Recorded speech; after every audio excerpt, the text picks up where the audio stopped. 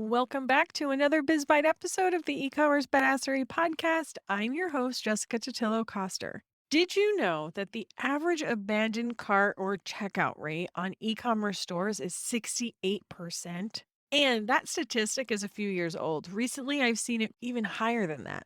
So, with so many people abandoning your website before they ever make a purchase, it's so important that we have mechanisms in place to help us get that customer back.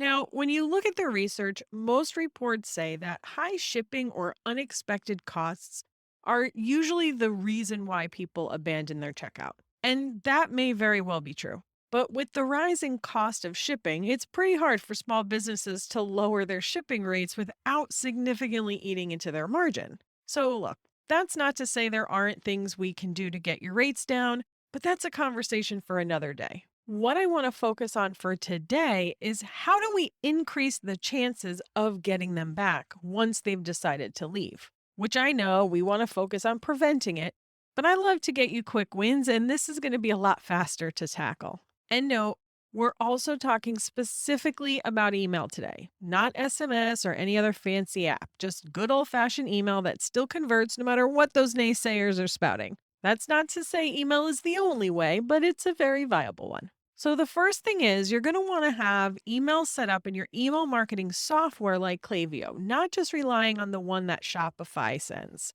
And the reason I prefer this is because it gives you so much more flexibility in what content you can include and the experience you can create for your customer.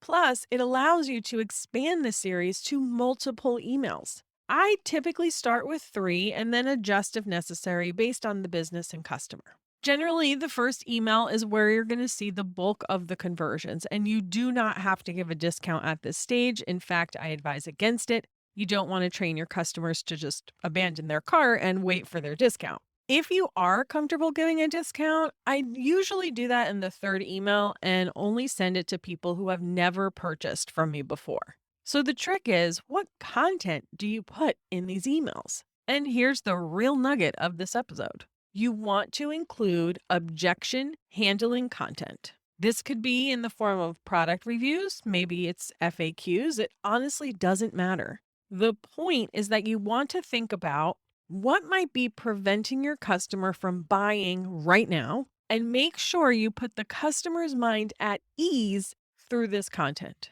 Let's run through some examples. If you sell shoes, apparel, or any other hard to fit items, this is a good time to tout your awesome return or exchange policy. If you sell something that has a learning curve, reassure them that you'll provide them with all the necessary know-how to have the best experience with your product. If it's price resistance, remind them about the quality they're getting and the small businesses they're supporting. You get the idea, right? If you're not sure what those objections are, it's time to do a little market research. Start by looking at your product reviews, customer service inquiries, and even your social media conversations. Your customers' objections are all right there, usually in the form of questions or complaints. If you're just starting out and you have no data to work from, start with an educated guess. If you were a consumer of your business or brand, what would your concerns be? Then answer them in your email content. And if you already have an abandoned checkout email flow set up, I will usually initially implement this with an A/B test. So if you use Klaviyo, one of the conditional splits is a random 50-50 split. It just randomly splits people. So I'll usually use that, and then I'll have 2 different emails, right? One on each side of that split so that I can see how each of them perform separately. And so I'll let that run for 90 days or so, and then I can see open click and conversion rates independently of one another. Once you've got the basics set up and you have a handle on those common customer objections, then you can get even more specific with the content you share based on the products that people are buying using dynamic content.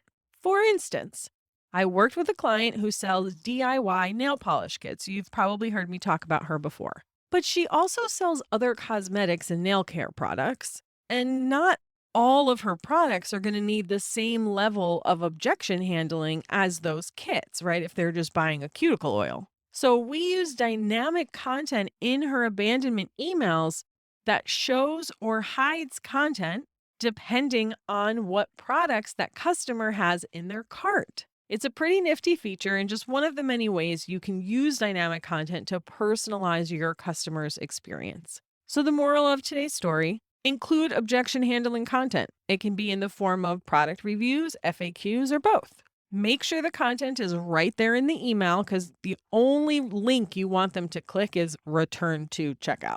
That's it. So I can't wait for you to try this out. Hit me up on Instagram. Let me know how it goes. And before we go, can I ask you a quick favor? If you're a lover of the e-commerce badassery podcast, would you do one of two things for me? Either share the show with another e-commerce business owner you think would benefit from it, or leave me a review on Apple Podcasts. I want to get this information in front of as many small businesses as possible because if you didn't already know, my number one goal is to put more money in the pockets of female entrepreneurs because I think you guys deserve it.